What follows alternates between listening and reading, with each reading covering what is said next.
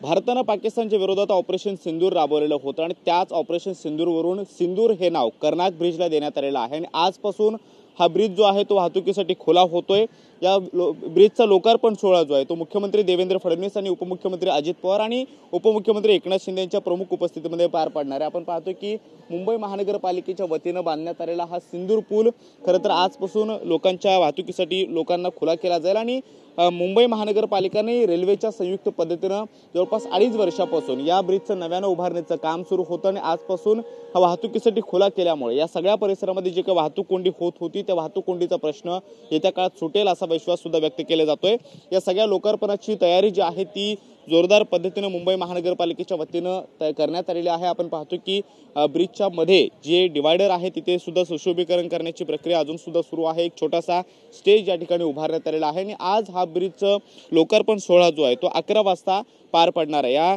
विधानसभा मतदारसंघाचे स्थानिक आमदार राहुल नार्वेकर हे सुद्धा यावेळेला उपस्थित असतील आणि मुख्यमंत्री आणि दोन्ही उपमुख्यमंत्र्यांच्या उपस्थितीमध्ये हा मागच्या काही दिवसापासून जो बहुप्रतीक्षित असा होता तो ब्रिज जो आहे तो वाहतुकीसाठी खुला होणार आहे। पीडीएमएल रोड पासून मोहम्मद अली रोड पर्यंत जोडणारा एक महत्त्वाचा दुवा म्हणून या ब्रिजला ओळखलं जातं आणि जवळपास 150 वर्षापूर्वी असणारा हा कर्नाक ब्रिज जो आहे तो ब्रिटिश गव्हर्नरच्या नावानं जे नाव त्याला देण्यात आलेलं होतं ते ऑपरेशन सिंदूर नंतर मुंबई महानगरपालिकेनं नव्याने उभारणी केल्यानंतर या ब्रिजचं नाव बदलण्यात यावा असा प्रस्ताव जो आहे तो मंजूर झाला आणि त्यानंतर सिंदूर हे नाव जे आहे या पुलाला देण्यात आलेलं आहे आणि 11 वाजता या पुलाचा लोकार्पण सोहळा पार पडतो आणि त्यानंतर हा पूल वाहतुकीसाठी खुला केला जाईल आणि त्यामुळे या सगळ्या परिसरामध्ये जी काही वाहतूक कोंडी मागच्या अनेक वर्षापासून निर्माण होत होती ती वाहतूक कोंडी सुटेल असा विश्वास सुद्धा मुंबई महानगरपालिकेच्या वतीनं व्यक्त केला जातोय। कॅमेरामन प्रेम सोबत मी कृष्णा सोनारवडकर, TV9 मराठी, मुंबई।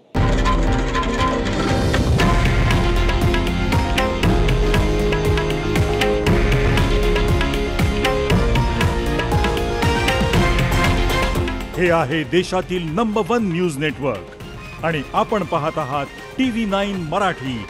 एकमेव।